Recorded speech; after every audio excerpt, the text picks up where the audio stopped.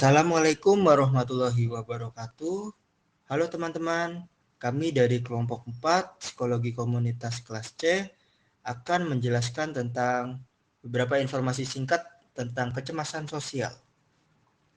Sebenarnya, apa sih kecemasan sosial itu?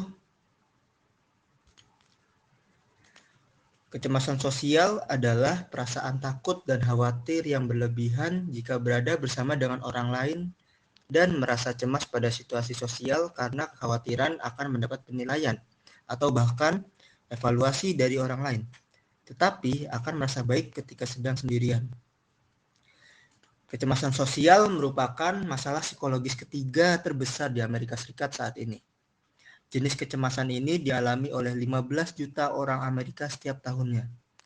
Gangguan kecemasan sosial tidak hanya meluas di Amerika Serikat, tapi juga di seluruh dunia, dengan berbagai latar belakang kebudayaan. Data mengenai kecemasan sosial yang ada di Indonesia masih sangat minim. Sampai saat ini, belum ada data tentang kecemasan sosial dari Departemen Kesehatan.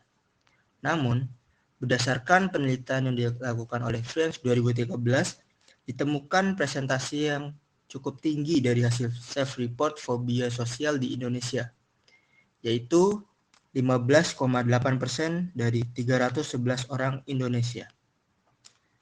Kasus-kasus gangguan kecemasan sosial juga lebih banyak ditemukan pada jenis kelamin wanita, baik dewasa maupun anak-anak, orang-orang yang memiliki pendidikan dan kondisi sosial ekonomi lebih rendah. Kasus-kasus mengenai gangguan kecemasan sosial ini juga menumpuk pada usia anak dan remaja. Nah, kok bisa ya seseorang mengalami hal itu? Kira-kira apa sih penyebabnya? Nah, penyebab terjadinya kecemasan sosial menurut Butler dalam Anggraini 2015 menyebutkan, salah satu faktor yang dapat mempengaruhi kecemasan sosial adalah kepercayaan diri. Individu dengan kecemasan sosial akan merasa minder dan tidak mau bergaul dengan orang lain, karena merasa bahwa orang lain tidak menyukainya dan berpikir bahwa orang lain berpikiran negatif tentang dirinya. Ada 3 faktor yang menyebabkan seseorang mengalami kecemasan sosial, yaitu yang pertama ada faktor keturunan atau genetik, yang kedua ada lingkungan hidup, dan yang ketiga ada struktur otak. Kemudian ada beberapa faktor dalam diri yang mungkin meningkatkan risiko mengalami gangguan kecemasan sosial. Di antaranya itu ada riwayat kesehatan keluarga, pengalaman buruk, watak, dan tuntunan sosial atau pekerjaan. Kalau begitu, bagaimana cara kita mengetahui bahwa kita mengalami gangguan kecemasan sosial ya? Nah, untuk gejala gangguan kecemasan sosial sendiri bisa kita lihat dari beberapa faktor berikut, yaitu ada takut secara berlebihan ketika berinteraksi dengan orang asing. Kemudian takut situasi di mana Anda dapat dinilai. Kemudian ada khawatiran memalukan atau memalukan diri sendiri. Keempat, ada ketakutan bahwa orang lain akan melihat bahwa Anda terlihat cemas. Nah, kecemasan yang mengganggu rutinitas harian, pekerjaan, sekolah, atau kegiatan lain.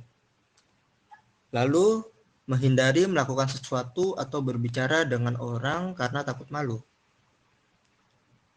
Kemudian ada lagi menghindari situasi di mana kita mungkin menjadi pusat perhatian. Lalu, menghindari di situasi di mana kita mungkin menjadi pusat perhatian. Yang selanjutnya, kesulitan membuat kontak mata, dan yang terakhir, kesulitan berbicara. Selanjutnya, apakah ada caranya untuk menangani gangguan kecemasan sosial ini? Nah, cara mengobati gangguan kecemasan sosial sebenarnya bisa melalui beberapa metode. Salah satunya lewat terapi perilaku kognitif atau Cognitive Behavioral Therapy atau CBT. Terapi ini mampu menurunkan tingkat kecemasan sosial dengan mengubah pemikiran negatif menjadi alternatif pemikiran yang lebih positif dan rasional. Terapi ini membuat individu lebih berani dan percaya diri ketika menghadapi berbagai situasi sosial yang selama ini mereka cemaskan. Nah, antara metode terapi dan teknik terapi sendiri ada masing-masing, yaitu pada metode terapi ada 4 metode utama yang diterapkan oleh Butler, 1999 untuk mengatasi kecemasan sosial, yakni yang pertama mengubah pola pikir, kedua melakukan sesuatu yang berbeda, tiga mereduksi self-conscious, dan empat membangun kepercayaan diri. Nah, untuk teknik terapinya yang dapat diterapkan itu ada 4 juga, yaitu yang pertama relaksasi, 2 psikoedukasi, 3 tugas rumah, dan keempat self monitoring. Nah, untuk pengobatan dengan farmakologi sendiri sebenarnya selain untuk mengobati gangguan kecemasan sosial juga bisa melalui obat-obatan. Psikiater akan memberikan obat dalam dosis ringan dan mungkin ditingkatkan secara bertahap. Obat-obatan yang diresepkan contohnya seperti obat antidepresan, obat penghambat beta, atau obat anti cemas. Kemudian, apakah ada cara untuk mencegah terjadinya gangguan kecemasan sosial itu? Nah, ternyata ada. Untuk kita semua yang mengalami gangguan kecemasan, jangan ragu untuk mencari bantuan profesional ya. Sebenarnya sulit untuk memastikan kondisi seperti apa yang bisa menyebabkan gangguan kecemasan sosial yang dialami. Maka dari itu, langkah pencegahan ini mungkin bisa diambil untuk mengurangi dampak dari gejala yang mungkin muncul ketika merasa cemas, seperti segera mencari pertolongan karena semakin lama akan semakin susah diatasi. Kemudian mulai menulis jurnal atau buku harian untuk membantu memahami kejadian apa yang mungkin menyebabkan timbulnya stres dan rasa cemas. Ketiga, pilih dan pilah hal positif yang ingin Anda pikirkan. Artinya, fokus kepada hal-hal yang membuat Anda merasa bahagia.